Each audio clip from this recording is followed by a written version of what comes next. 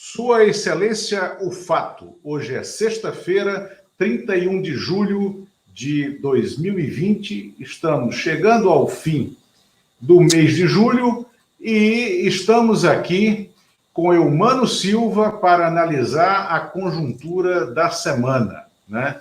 Eumano, o Jair Bolsonaro foi ao Nordeste ontem, esteve também hoje está indo para Bagé hoje, fez uma série de eventos, né, que foram complicados, porque foram eventos de campanha, eventos que aglomeraram pessoas, né? Ele estava sem máscara depois de ter sido diagnosticado e ter sido tratado, segundo ele, né, de Covid-19, mas ele juntou pessoas, ele fez coisas que não podem ser feitas nesse momento, ele deu novamente maus exemplos, inaugurou obras que já estavam inauguradas, se apropriou de projetos que não eram dele e, sobretudo, exibiu ali uma presença junto ao pessoal do Centrão,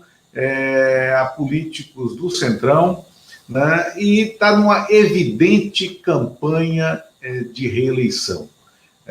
Ele está estagnado, né, na sua popularidade, num nível ainda alto, né? Eu não diria que é 30%, não é um terço, né? Mas ele está estagnado ali numa situação entre 20% e 25% do eleitorado brasileiro que seguem bolsonaristas, né? Mas nós temos esse segundo semestre para enfrentar. No meio desse segundo semestre, que é ainda um período de pandemia com muitas mortes, semana que vem nós vamos falar disso em mais detalhe, mas semana que vem nós chegaremos ao número cabalístico e trágico de 100 mil mortes no Brasil.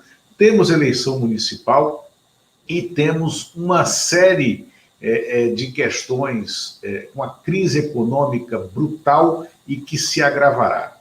É cedo demais para essa campanha ou ele está agindo no tempo da política? Como você vê esse cenário de um presidente em campanha, em pandemia, 2 anos e meio antes da eleição? Olá, Lula. Olá, vocês que nos acompanham. Olha, Lula, é claro que é indesejável e nesse momento é um desserviço no momento em que nós vivemos essa pandemia e que deveríamos concentrar todos os esforços no enfrentamento dessa doença grave, que o presidente esteja em campanha. Claro que isso é inadequado, isso é errado, mas é o Bolsonaro. Nós estamos acostumados a conviver com o Bolsonaro, que não está aí para agradar, né? O Bolsonaro está aí para se manter no poder, para tentar a reeleição. Ele tem problemas graves na justiça, mas confia que o Congresso vai segurá-lo. Confia que o Centrão, que você se referiu agora, que estava com ele no Nordeste, na figura do senador Ciro Nogueira, inclusive, que ele confia que o Centrão é capaz de segurá-lo no mandato. Então, é isso que ele quer fazer. Eu acho que esse percentual que ele tem hoje impressiona mais pelo passado do que para o futuro. Eu falo isso porque é impressionante que o Bolsonaro, sendo como ele se mantenha nesse nível na campanha. Olhando para o futuro está muito distante.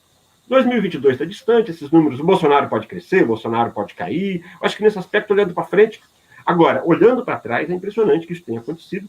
Então, esse perfil do brasileiro que aceita esse tipo de comportamento contra a ciência, esse comportamento agressivo de desunião dos brasileiros, esse percentual é alto.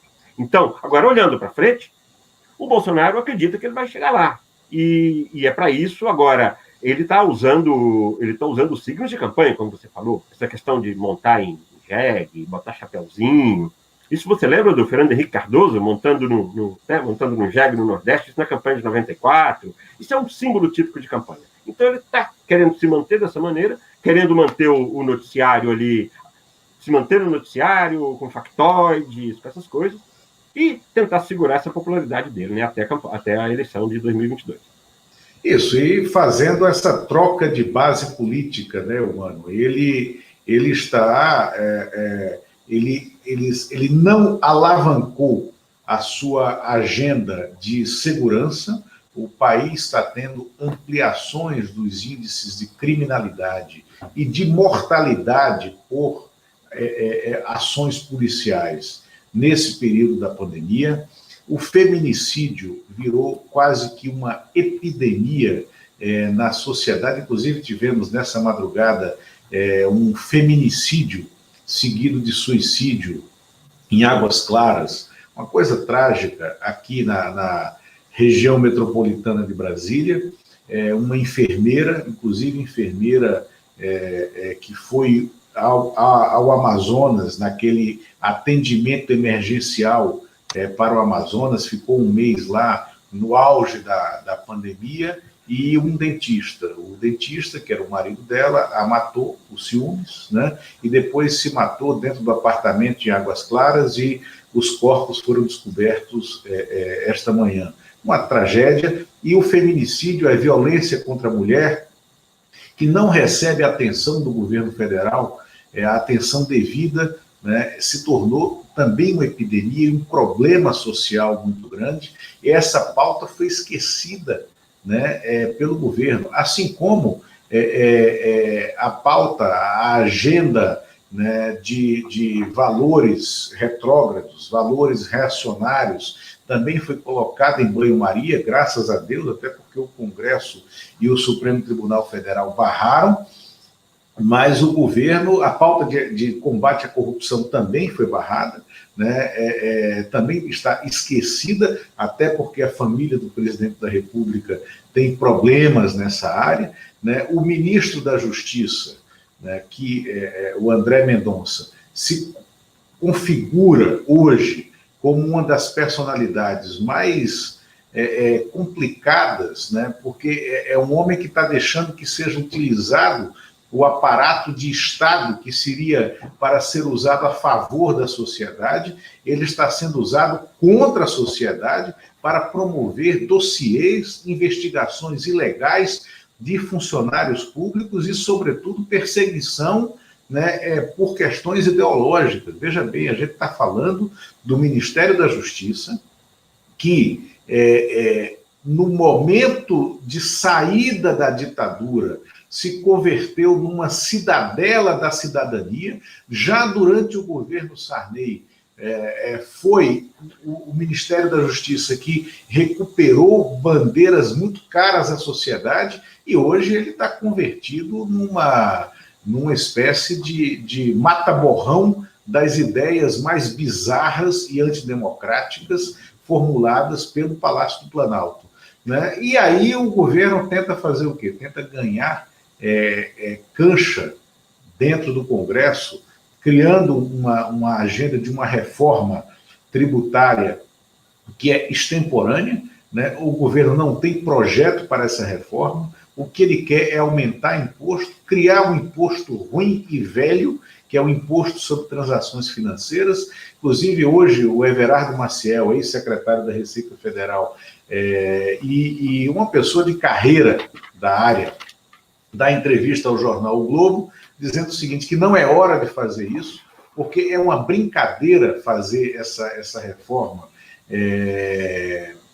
neste momento em que o país não sabe como vai chegar ao final do mês de agosto, como vai chegar ao mês de setembro, como vai chegar ao Natal, se todo mundo comerá peru de Natal ou se comeremos uns catadinhos na ceia, porque a economia está completamente desestruturada, e uma reforma que, pelo que está apresentado pelo governo, aí palavras do Everardo, vai tributar mais livros e escolas e vai reduzir a tributação sobre automóveis de luxo, né?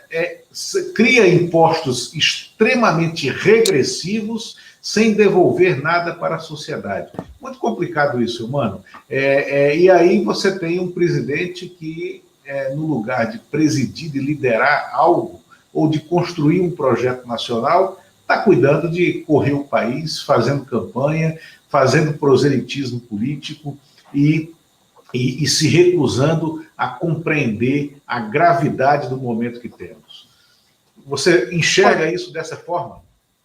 Olha, Lula, sim, claro. Veja bem, no momento da pandemia, era um momento de estar se reorganizando de uma forma, olhando para frente, porque aproveitar esse verbo nem é bom, mas o momento de desorganização e tentar se preparar para o futuro.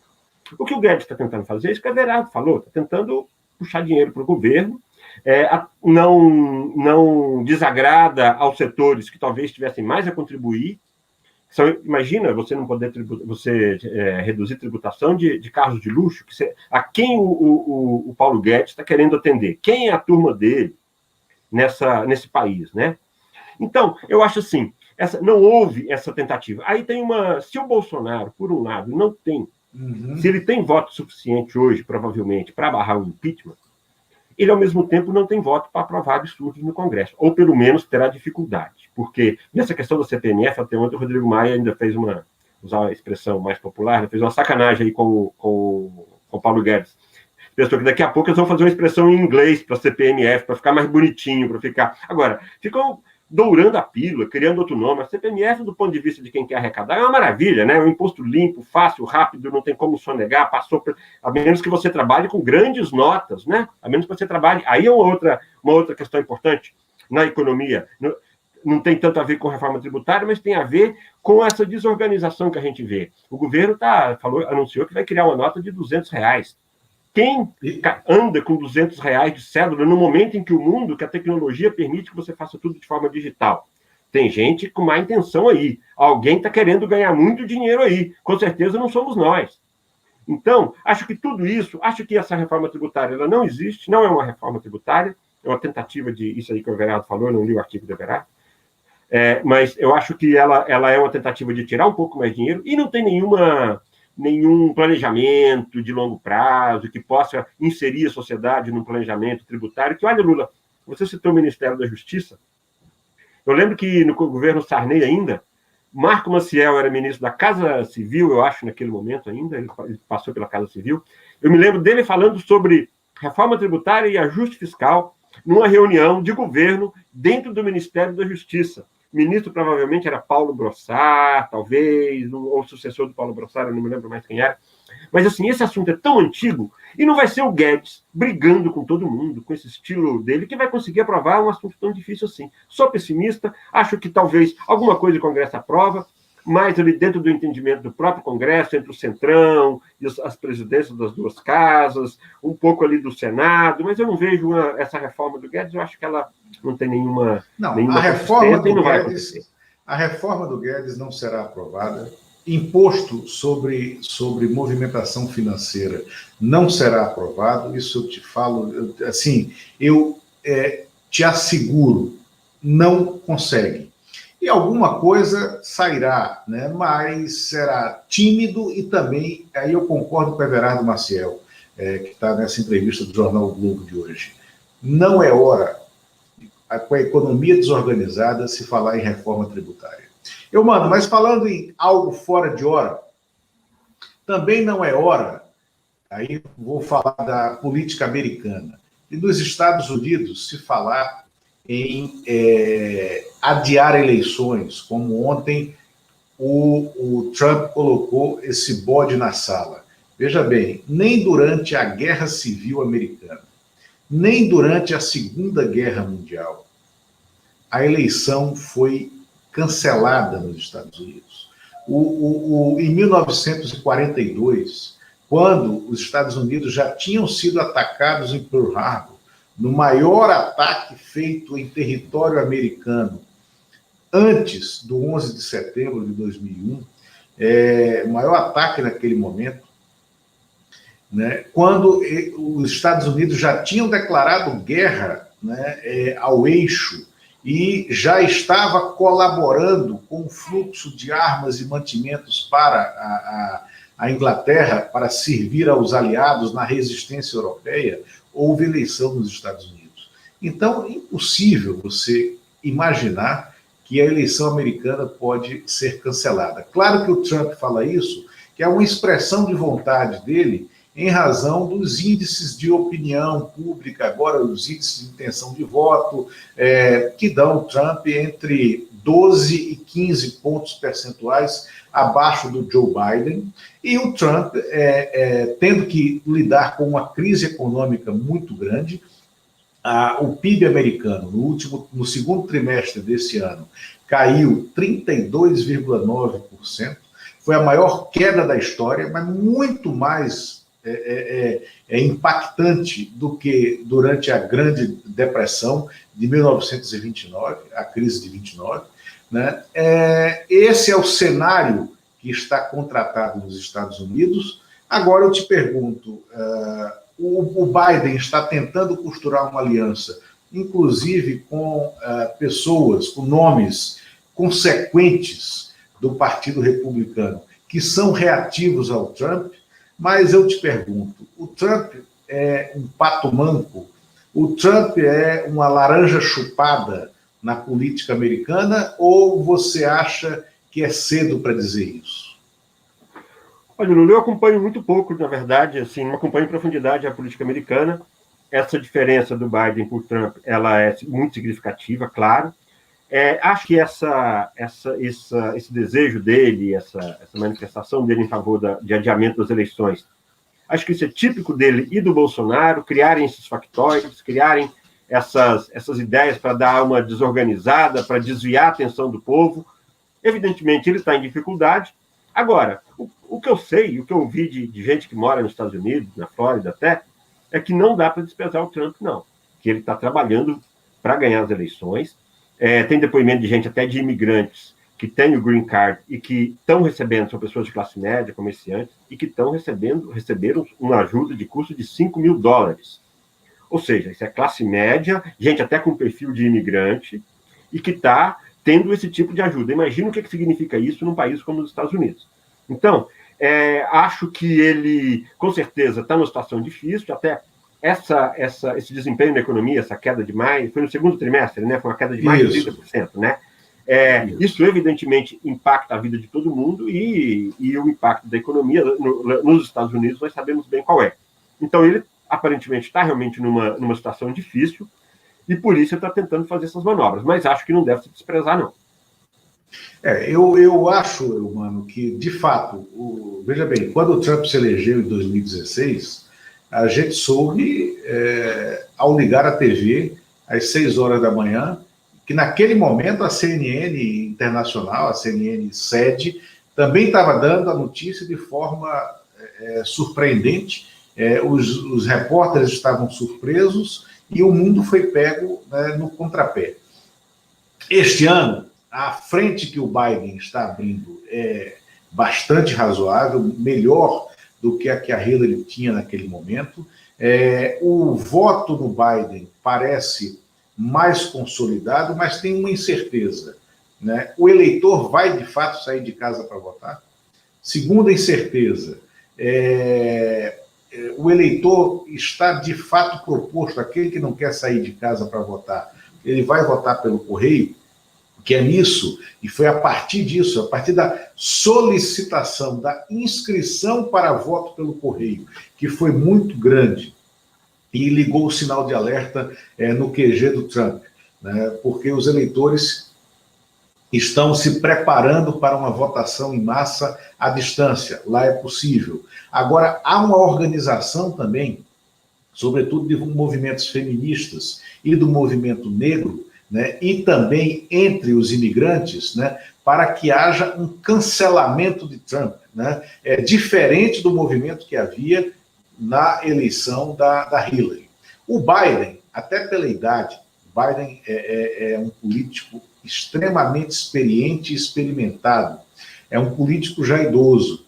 O Biden não projeta um mandato de 8 anos, né, e isso talvez seja interessante para essa união com algum grupo dos republicanos, né, que faça do Biden um presidente de transição, para, em 2024, existir uma nova negociação aonde os partidos democrata e republicano apresentem novos candidatos. Isso também está em tela nos Estados Unidos, né? Agora, mano, sim, diga. Não, você falou dessa questão do Biden, que projeta o mandato sem reeleição. Lembrar que essa semana o general Mourão, vice-presidente da República, deu uma declaração se dizendo contra a reeleição e a favor da rotatividade no governo, a favor da alternância no poder, né, expressão melhor. Isso mostra o Mourão ali, como sempre, botando um pé em cada canoa, e ao mesmo tempo em que ele é um escudo do Bolsonaro também, ele também é um ator ali que pode, que se dispõe, que se coloque, ao mesmo tempo, para ele falar isso, ele deve estar com alguma preocupação, porque as Forças Armadas sofreram muito desgaste nos últimos meses, principalmente com a presença do general Pazuello no Ministério da Saúde. Então, talvez esteja aí uma preocupação, talvez, eu digo, não tenho informação, uma preocupação dos generais aí em não ficar enchendo demais a bola. E aí, veja que isso tem a ver com o início da nossa conversa sobre o Bolsonaro já estar em campanha. No momento que o Bolsonaro sai em campanha, o general Mourão sai declarando que acha que o presidente nem tem que se reeleger. Então, achei relevante, gostei da declaração do general Mourão, que normalmente eu acho o general Mourão com declarações, como se dizia antigamente, ele é meio bagre ensaboado, né? Ele não deixa muito, não deixa muito onde ser pego, mas ele acha que com isso ele deu uma sinalização. Talvez isso, a gente já falou outras vezes aqui, nessa questão militar, seja o sinal mais concreto que eu tenha visto, de fato, de um general para dar um sinal para o Bolsonaro. Porque falar em não reeleição, isso é precioso para o Bolsonaro. O Mourão... Inclusive, ao falar isso, ele diz, olha, por que não eu, como que eu digo sempre que é um movimento que o Mourão quer criar, o movimento do por que não eu, como um presidente de transição, mesmo que seja um presidente tampão. Se ele pode estar acenando para a sociedade com essa virtude e em busca da sua oportunidade, para ficarmos aqui numa leitura maquiavélica, né, desse gesto, né, Humano? O Mourão chegou longe demais, né? Vamos falar a verdade. Assim, se você olhasse o cenário brasileiro 2 anos antes da eleição, ninguém imaginaria que o Mourão era vice-presidente da República. O Temer dava para imaginar, o Zé Alencar era o senador de um dos principais estados brasileiros, era uma pessoa interessante, era uma pessoa que tinha um perfil, o Mourão não tinha. O Itamar tinha um pouco mais do que o Mourão, mas também ninguém imaginava antes que o Itamar deu um salto muito grande, mas ele tinha mais perfil do que o Mourão ainda, bem mais. Então o Mourão já chegou muito longe. Acho que ele talvez faça as duas coisas, assim, ao mesmo tempo em que quando ele se coloca como uma pessoa equilibrada e mais desapegada do poder, porque talvez não fosse ele o vice do Bolsonaro também, né? Se não é ele para ser vice, para que também, né? Para continuar enchendo a bola do Bolsonaro, né? Então, é só suposição que eu estou falando, que estou imaginando o que se passa. Agora, a declaração, eu acho que ela tem, diferentemente de quase todas as declarações do Mourão, que são extremamente cheias de duplo sentido, sempre com uma ressalva. Ele é uma pessoa muito cuidadoso nesse aspecto, mas está sempre protegendo ali o lado dele, do Bolsonaro, das Forças Armadas. Você sempre nota isso nas entrelinhas, ele é muito esperto. Então, assim, agora ele foi muito claro nessa posição, ele não foi dúbio, ali não tem uma dubiedade. Então, eu acho que valia fazer esse registro aqui, tem a ver com o início da nossa conversa e com essa questão lá também do Joe Biden nos Estados Unidos. Perfeito. Eumano, vamos seguir aqui para o último ponto, para a gente não romper o nosso limite dos 30 minutos hoje. O Brasil, semana que vem, terá um número trágico a ser lamentado. Atingiremos a marca de 100 mil brasileiros mortos por coronavírus. É inimaginável, né, a gente pensar nesse número, o que ele representa, sobretudo sabendo que há ainda subnotificação, sabendo que há atraso na notificação das mortes, e olhando para trás e pegando, né, num Bolsa Memória, o Jair Bolsonaro falava que a gente ia ter alguns mortos ali. Quantos vão morrer? 1.500, 2.000, 3.000? Né? Vamos fazer 100 mil mortos por coronavírus. É uma tragédia inacreditável. É uma tragédia que o país nunca viveu, porque o Brasil, a única grande guerra que o Brasil participou de fato foi a Guerra do Paraguai. Nós mandamos uma força expedicionária para a Segunda Guerra, uma força valorosa, né? Uma força histórica, né? Mas a grande guerra que tivemos em nosso território foi a Guerra do Paraguai. E nós não tivemos 100 mil mortos, 100 mil brasileiros mortos nessa guerra. Nós nunca tivemos uma tragédia, e em tão pouco tempo. Mano, a gente está falando aí de vidas interrompidas, de famílias devastadas, e a gente vai chegar a esse momento discutindo se o presidente da República pode ou não fazer campanha eleitoral prévia, com 2 anos e meio de antecedência. A gente vai chegar a esse número de 100 mil brasileiros mortos com um ministro interino na saúde e mais, sendo acusado da coisa mais espúria que existe, que é a ajuda a amigos. Ele nomeou uma amiga dele, do peito, para um cargo de coordenadora do Ministério da Saúde em Pernambuco, salário de 10 mil reais, uma pessoa que não tinha nenhuma intimidade com os temas de saúde. Ele nomeou um personal trainer, né, para a área de saúde bucal do Ministério da Saúde, aonde sempre estiveram lá dentistas, né? E por que ele nomeou isso? Porque foi indicado por um deputado militar, né, do estado de Goiás, integrante do Centrão.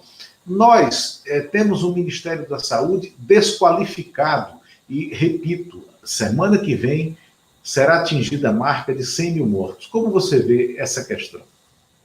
Olha, Lula, o número é altíssimo, como você falou, a gente nunca... São números, assim, não tem tragédia na nossa história que tenha números tão grandes, nem em números absolutos, nem proporcionais aí à população, não conheço um fato assim. E o que impressiona é que estamos num platô altíssimo, acho que há 2 meses, sem perspectiva de cair, porque em diferentes áreas, agora está no interior, nós temos relatos de Santa Catarina, em que está faltando tudo nos hospitais. Nas periferias, está faltando isso nos grandes centros, cidades grandes, está faltando. Então, nós estamos vivendo talvez a maior tragédia nacional, em termos de número, em termos de impacto, em todo... E o Bolsonaro fazendo campanha, se expondo, estimulando as pessoas a aglomerações, nunca se preocupou efetivamente com usar máscara. Então, acho que é um cenário difícil, viu, Lula? Não dá para a gente tapar o sol com a peneira, não. Mas temos que olhar para frente e ficar vigilante, todo mundo, né? E tentar sair dessa e voltarmos aí para um campo de mais bom senso e equilíbrio aí no nosso país, no nosso governo. Perfeito. Mano, chegamos ao fim do 7º programa, o Sua Excelência o Fato. Eu te agradeço profundamente, né, e deixa um alô para essa nossa crescente audiência. Alô, meu pessoal.